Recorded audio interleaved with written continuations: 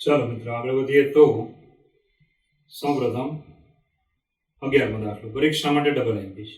3 સમીકરણ આપ્યા છે, આપણે મેળવવાનું છે વ્યસ્ત શ્રેણી, પરંતુ કોની મદદથી? પહેલા તો વિચાર કરો, તો શ્રેણીની મદદથી વ્યસ્ત શ્રેણી મળી જાય પછી શું કરવાનું?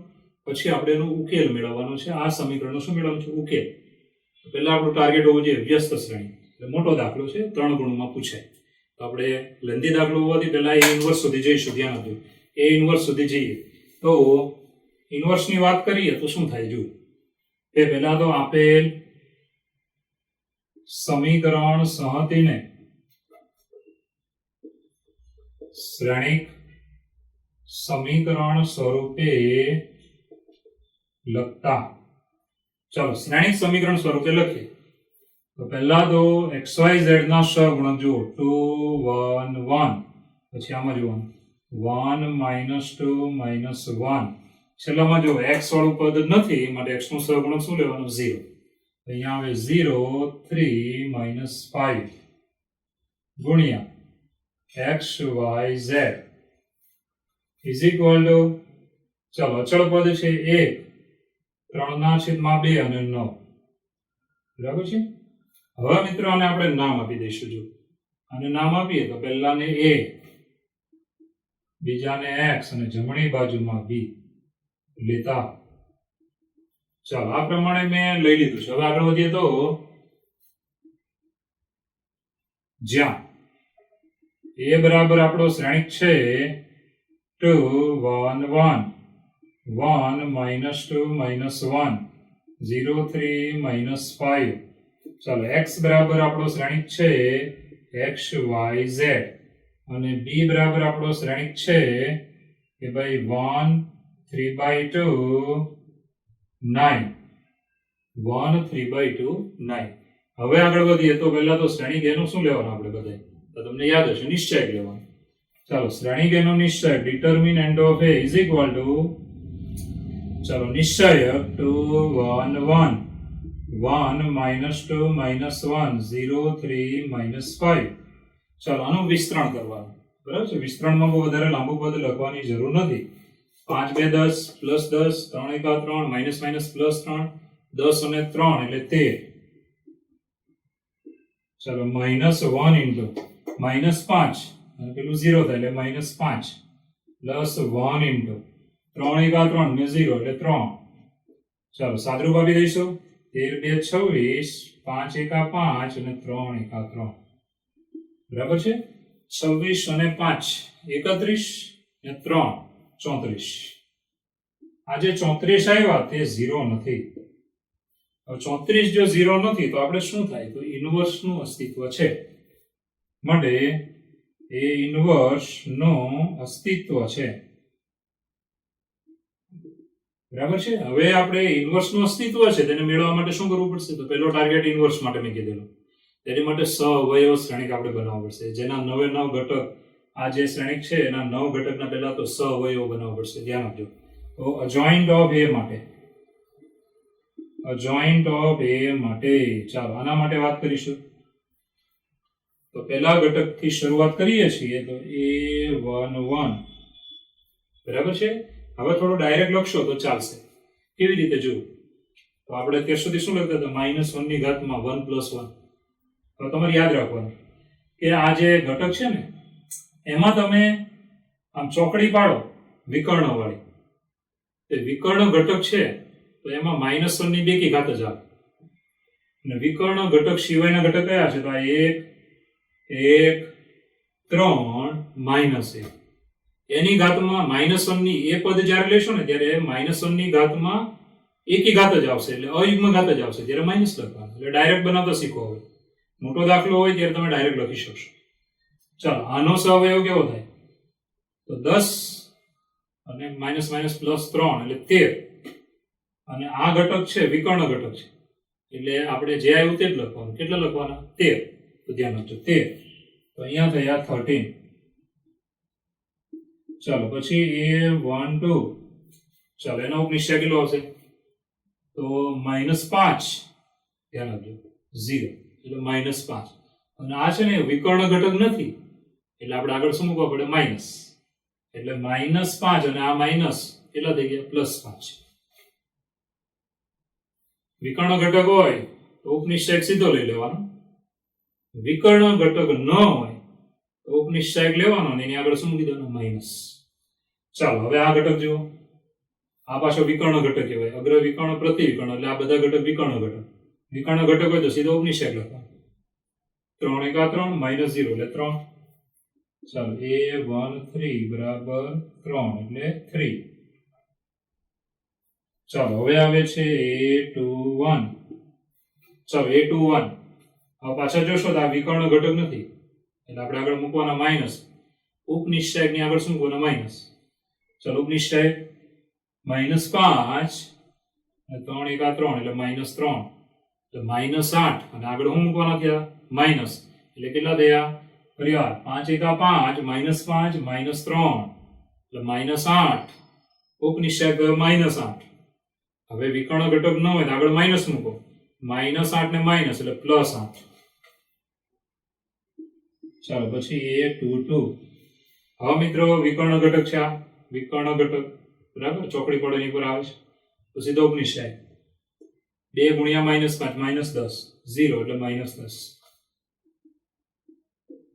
ચાલો a23 હવે આ પાછો વિકર્ણ ઘટક નથી એટલે ઉપનિશ્ચયક ની આગળ શું મૂકવાનું માઇનસ અહીંયા આવશે 3 2 6 -0 એટલે 6 એની આગળ માઇનસ મૂકો એટલે -6 ચાલો પછી a31 વિકર્ણ ઘટક છે આ તેનો ઉપનિશ્ચયક સીધો લેવાનો -1 અને 2 × 2 -2 એટલે -1 + 2 એટલે 1 ચાલો a32 હવે આ વિકર્ણ ઘટક નથી એટલે ઉપનિશ્ચયક ની આગળ શું મૂકવાનું માઇનસ આનો ઉપનિશ્ચયક -2 એટલે -3 અને આગળ માઇનસ મૂકો એટલે +3 ચાલો a33 હવે આ વિકર્ણ ઘટક છે એટલે સીધો ઉપનિશ્ચય -4 -1 એટલે -5 હવે આ બધા બની ગયા એટલે આપણે અજોઇન્ટ લખવાનું ધ્યાન આપજો અજોઇન્ટ માટે અજોઇન્ટ ઓફ a ચાલો હવે પહેલી r નો પહેલો સ્તંભ બનાવો 13 5 3 ચાલો 13 5 3 હવે બીજી r નો બીજો સ્તંભ બનાવો 8 -10 -6 8 -10 -6 ત્રીજી r નો ત્રીજો સ્તંભ 1 3 -5 1 3 -5 તો આપણને સહવયવ શ્રેણિક મળી ગયો હવે મિત્રો આપણે ઇન્વર્સ લખવાનું છે ધ્યાન આપજો તો માટે ઇન્વર્સ માં જઈએ છે જો ચાલો a inverse is equal to 1 upon determinant of a into adjoint of a ready હવે determinant of a જ્યાંમાં આપણે જોવાનું નિશ્ચયનું મૂલ્ય કેટલું આવ્યું 34 અહીંયા લખવાનું 34 adjoint of a જો સામે બનાવેલો છે 13 8 1 13 8 1 5 -10 3 and last row is 3 -6 -5 -6 -5 okay આને આમ જ રાખો બરાબર છે 34 સંદર્ભ હમણાં નહીં લેવાના હવે આપણે આગળ વધીએ ઇન્વર્સ નું ટાર્ગેટ પૂરું થઈ ગયું હવે આપણે લેવાનું ax = b એના પરથી આપણે ઉકેલમાં જવાનું છે ધ્યાન આપજો હવે આપણે લઈએ છીએ ax = b હવે મિત્રો બંને બાજુએ જો ઇન્વર્સ લગાડીશ તો માટે આવશે a inverse * ax = a inverse * b જૂની રીત આપણી a inverse into a is I into x ચાલો a inverse જે આપણે અહીંયા મેળવેલો છે તે લખવાનું 1/34 ચાલો શ્રેણિક છે 13 8 1 5 -10 3 3 -6 -5 ગુણ્યા ચાલો b શ્રેણિક b જો અહીંયા છે બરાબર છે એ લખવાનું 1 3/2 9 1 3/2 9 okay chalo ix is x 1/34 as it is હવે અહીંયા ગુણાકાર કરીએ સરળ પછી કરતા જઈશું તો જો 13 × 1 એટલે 13 પ્લસ 8 × 3/2 એટલે તમારો ભાગ ચાલશે 2 4 8 4 3 12 એટલે 12 અને 1 ગુણ્યા 9 એટલે 9. ચાલો પેલી r નો ગુણાકાર કમ્પ્લીટ થઈ ગયો. બીજી r વડે ગુણી 5 એકા 5 10 આ બે વડે ભાગ ચાલે -5 3 15 એટલે -15 અને 3 9 27. રેડી? હવે ત્રીજી r લઈશું 3 એકા 3 અહીંયા ભાગ ચાલશે જો 2 3 6 3 3 9 એટલે -9 9 5 45 -45. હવે x બરાબર કોણ હતું જુઓ શ્રેણિક x બરાબર છે xyz એના ઘટક છે. અહીંયા આવશે xyz. ઓકે હવે મિત્રો 1/34 અત્યારે એમ જ રાખીએ. ચાલો આનું સાદરૂપ શું થાય જો સાદરૂપ તો 12 અને 13 25 ને 9 34. ચાલો 15 માંથી 5 કાઢી નાખો એટલે -10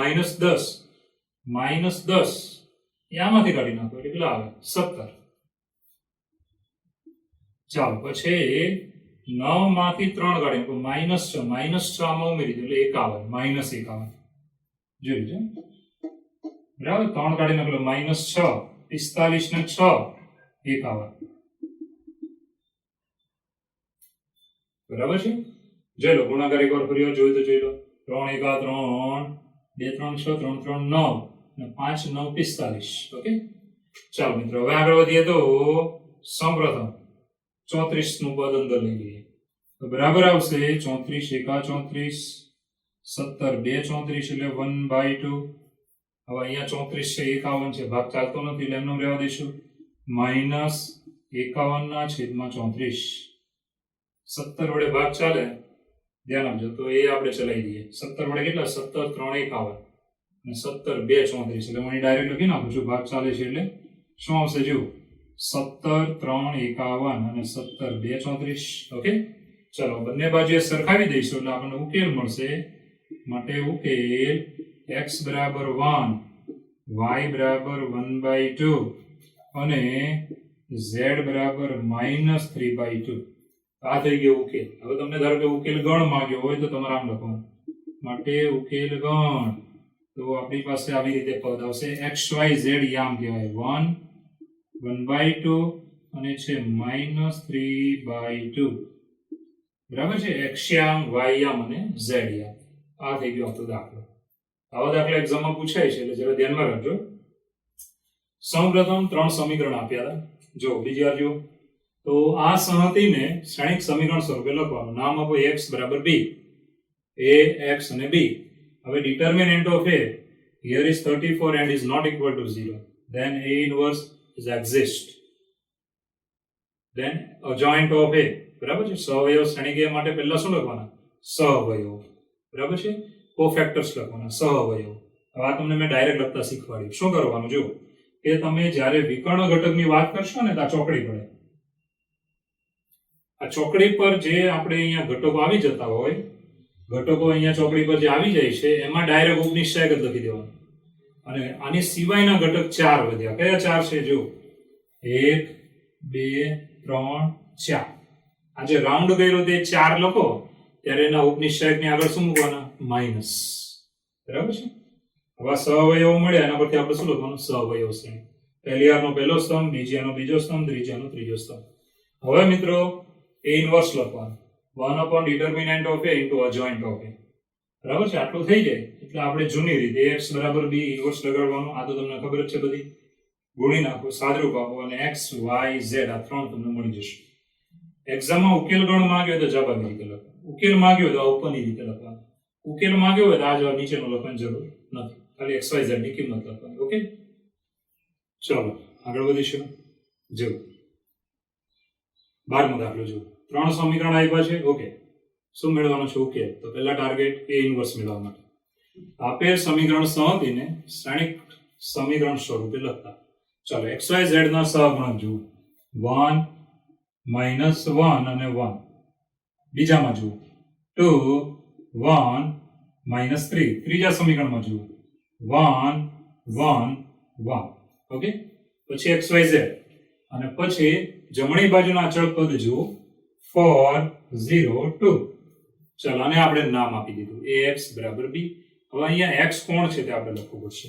તો ખાસ ધ્યાન આપજો જ્યાં ax બરાબર b આ ત્રણે ત્રણ કોણ છે લખીએ a બરાબર છે શ્રેણી 1 - 1 1 2 1 - 3 1 1 1 ઓકે ચલો x બરાબર છે xyz અને b બરાબર છે ધ્યાન આપજો જમણી બાજુનું 402 ઓકે આટલું થઈ જાય એટલે આપણે હવે શું કરવાનું તો નિશ્ચયક લેવાનું શ્રેણી બેનું શું લેવાનું નિશ્ચયક તો determinant of a is equal to ચાલો શ્રેણી બેનું નિશ્ચયક શું આવે જુઓ 1 - 1 1 2 1 - 3 1 1 1 ચાલો આનું વિસ્તરણ કરીશું is equal to 1 into અહીંયા 1 1 અને 3 1 3 માઈનસ માઈનસ પ્લસ 3 3 ને 1 4 ચાલો માઈનસ માઈનસ પ્લસ 1 2 1 2 અને 3 પ્લસ 3 ને 2 એટલે થાય 5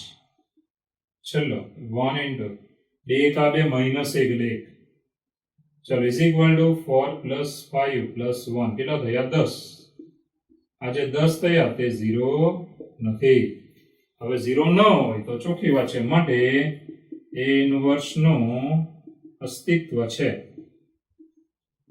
હવે ઇન્વર્સ મેળવવા માટે પહેલા શું જોઈશે અજોઇન્ટ ઓફ a માટે ચાલો અજોઇન્ટ ઓફ a આપણે જોઈએ તો મેં તમને હમણાં ડાયરેક્ટ લખતા શીખવાડ્યું વિકર્ણ ઘટક હોય તો ઉપનિષેક ડાયરેક્ટ લેવાનો વિકર્ણ ઘટક ન હોય તો ઉપનિષેકની આગળ શું કીધું માઈનસ ચાલો a 1 1 વિકર્ણ ઘટક છે ધ્યાન આપજો ઉપનિષેક ડાયરેક્ટ લઈશું અહીંયા જો 1 1 1 3 1 3 માઈનસ માઈનસ પ્લસ 3 ને 3 ને કેટલા થયા 4 ચાલો આગળ વધીએ હવે a 1 2 તો આ વિકર્ણ ઘટક નથી એટલે ઉપનિષેકની આગળ શું કોણ થાય માઈનસ પહેલા ઉપનિષેક જો 2 1 2 3 1 3 માઈનસ 3 માઈનસ પ્લસ 3 3 ને 2 કેટલા થયા 5 હવે આની આગળ શું મૂકવાના માઈનસ એટલે માઈનસ 5 ચાલો પછી a 1 3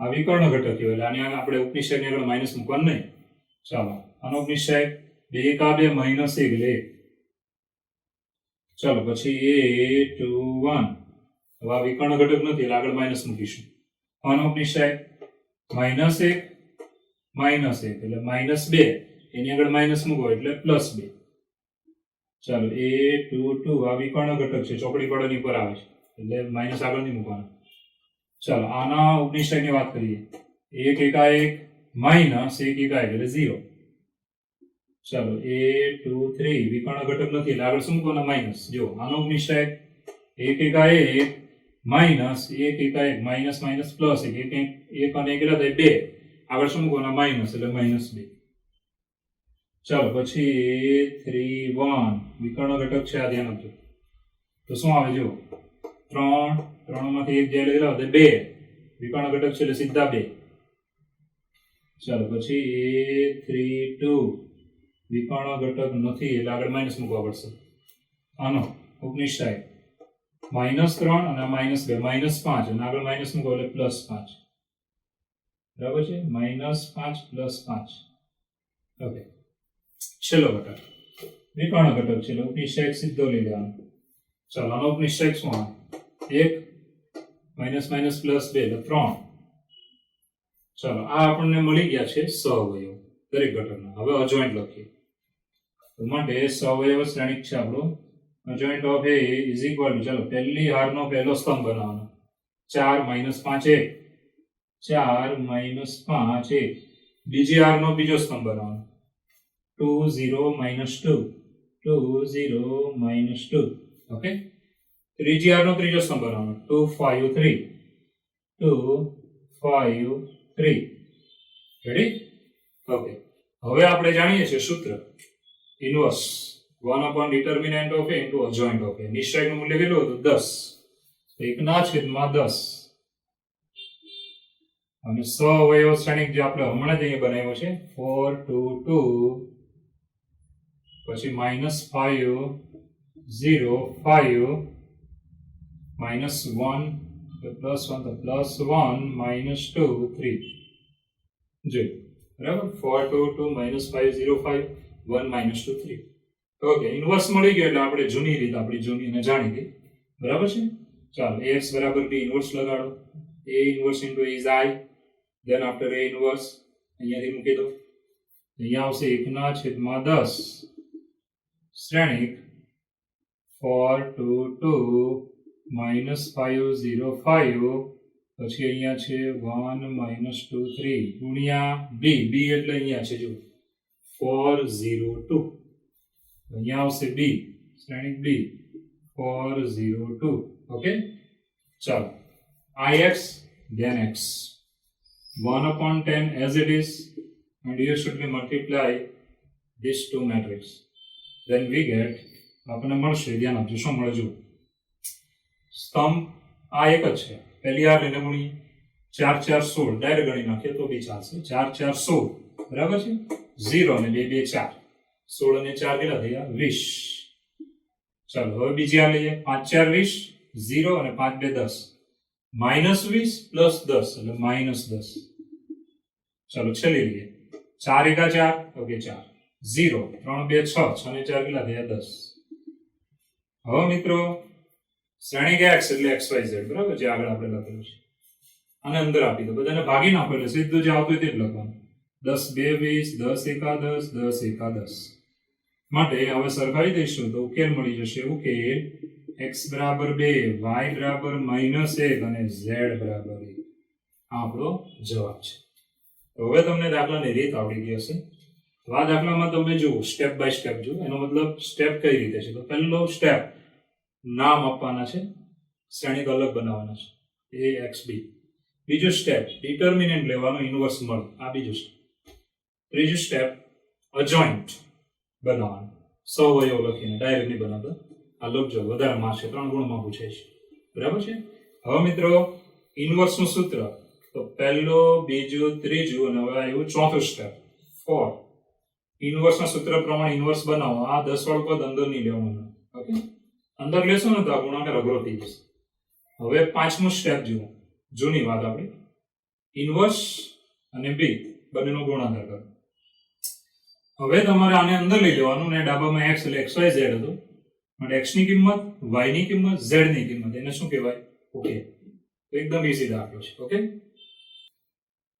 ચાલો મિત્રો આગળ વધીશું 13મો દાખલો ડબલ એમપી આ પણ ડબલ એમપી છે સેમ રીત છે જે આપણે હમણાં 12માં જ ભણેલા 3 સમીકરણ આપ્યા છે તો આપેલ સમીકરણ તેને શ્રેણિક સ્વરૂપે લખતા ચાલો શ્રેણિક સ્વરૂપે લખીએ xyz ના સહગુણક 2 3 3 ચાલો બીજામાં જુઓ 1 -2 1 ત્રીજામાં જુઓ 3 -1 -2 બરાબર છે હવે xyz અને જમણી બાજુ અચળ પદ જુઓ 5 -4 3 ઓકે હવે આપણે આ શ્રેણીને નામ આપી દેવાનું ax બરાબર b જ્યાં a બરાબર છે જુઓ a બરાબર શું છે a બરાબર છે પહેલો શ્રેણિક 2 3 3 બીજી આ 1 -2 1 ત્રીજી આ 3 -1 -2 ચાલો x બરાબર તો xyz જ છે b બરાબર જમણી બાજુના પદનો જે શ્રેણિક બનેલો તે છે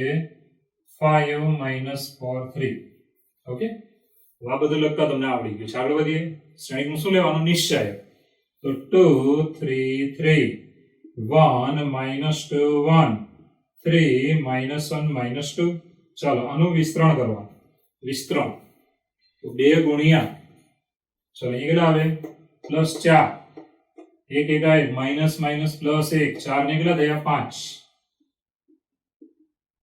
ચાલો 3 ની આગળ માઇનસ હવે એનો ઉપનિશ્ચય એટલે -2 -3 સૂત્રના વચ્ચે માઇનસ એટલે -2 -3 -5 ચાલો +3 ગુણ્યા અહીંયા આવશે -1 +6 એટલે +5 ચાલો હવે સાદરૂપ આપી દઈશું તો અહીંયા આવશે 5 2 10 5 3 15 અને 5 3 15 બરાબર છે 15 ને 15 30 ને 10 કેટલા થયા 40 આજે 40 આવ્યા તે 0 નથી હવે 0 ન હોય તો તમને બધાને ખબર જ છે કે ભાઈ શું તો અનન્ય ઉકેલ મળે એનો મતલબ a ઇન્વર્સ મળે ઇન્વર્સ હંમેશા અનન્ય હોય છે યાદ રાખવાનું બે ઇન્વર્સ ના હોય એક જ હોય ચાલો જોઈન્ટ ઓફ a માટે વાત કરીશું જે મેં તમને શીખવાડ્યું કે વિકર્ણ બનાવો અગ્ર અને પ્રતિ એની પર જે ઘટક આવે એના ઉપનિશ્ચયની આગળ માઇનસ નહીં મૂકવાના વિકર્ણ ઘટક સિવાયનો જે ઘટક હોય ને એના ઉપનિશ્ચયની આગળ શું મૂકવાના માઇનસ ઓકે તો પહેલા અહીંથી શરૂ કરીએ 2 થી તો 4 ને કેટલા થયા 5, તો અહીંયા આવશે 5. ચાલો હવે આ ઘટક આવ્યો, બરાબર, એમાં આગળ માઇનસ મૂકવાના થશે -2 -3 -5 અને આગળ માઇનસ મૂકો એટલે +5. ચાલો હવે ઘટક આપણે આનો લઈએ છીએ, વિકર્ણ ઘટક છે -1 3 2 6 એટલે માઇનસ માઇનસ પ્લસ છે એટલે +5. ચાલો હવે લઈએ છીએ આ ઘટક, જે વિકર્ણ ઘટક નથી, આગળ માઇનસ મૂકવા પડે. તો ધ્યાન આપજો, આના માટે આપણે લીધેલું તે આગળ વધીએ છીએ ફરીવાર 1 માટે.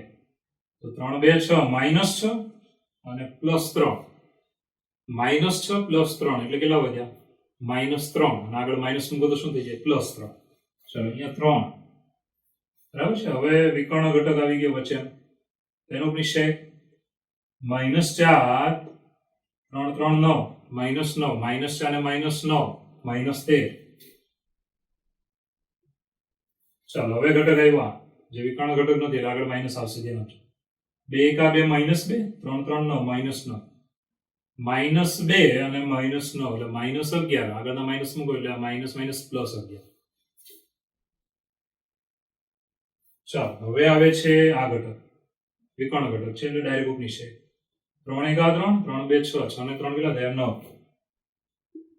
ચાલો હવે આવે છે આ ઘટક જે વિકર્ણ ઘટક નથી, 2 1 2 3 1 3 2 -3 -1 અને એની આગળ માઇનસ મૂકો એટલે +1.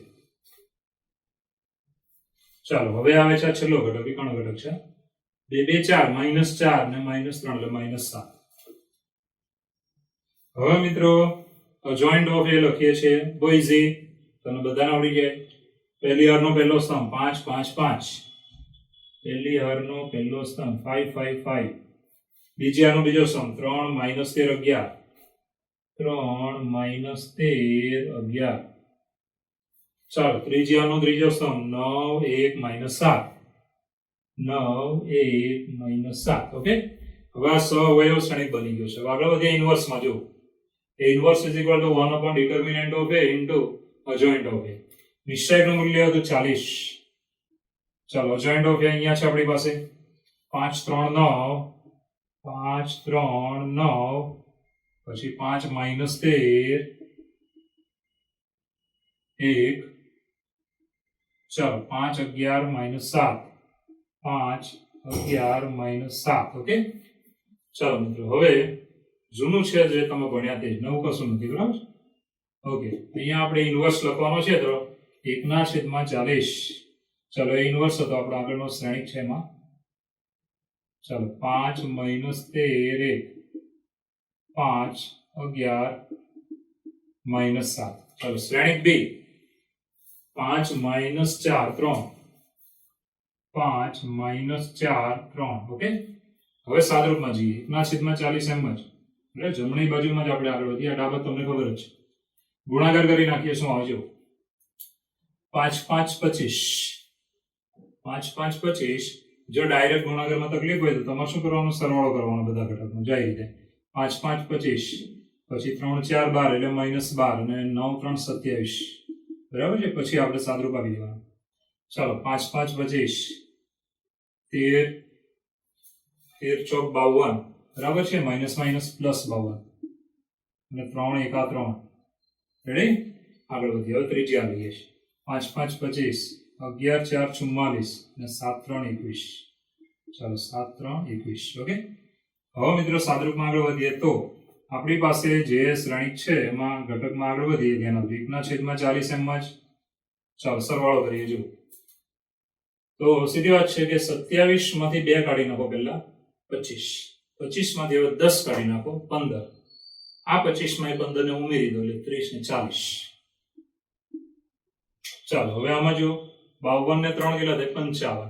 55 માં 25 ઉમેરો, 55 માં 5 ઉમેરો એટલે કેટલા થાય 60. પછી પાછા 20 ઉમેરવાના 70 80.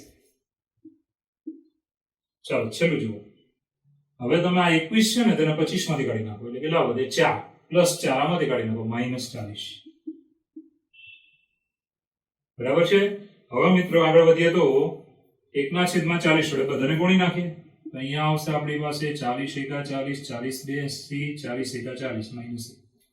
હવે આપણે આને સરખાવીને જવાબ લખી શકીએ.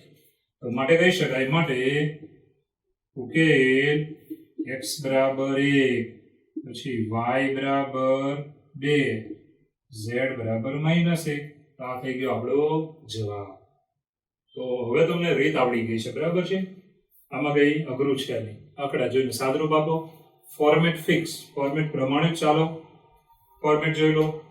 પહેલો પોઈન્ટ સમીકરણ વાળો બનાવવાનો, બીજો પોઈન્ટ નિશ્ચયક, ત્રીજો પોઈન્ટ અજોઈન્ટ માટે જાઓ, ચોથો પોઈન્ટ ઇન્વર્સ, પાંચમો પોઈન્ટ તો આપણો ફિક્સ છે કારણ કે એમાંથી જવાબ બનવાનો છે. આ રીતે ચાલજો. ઓકે.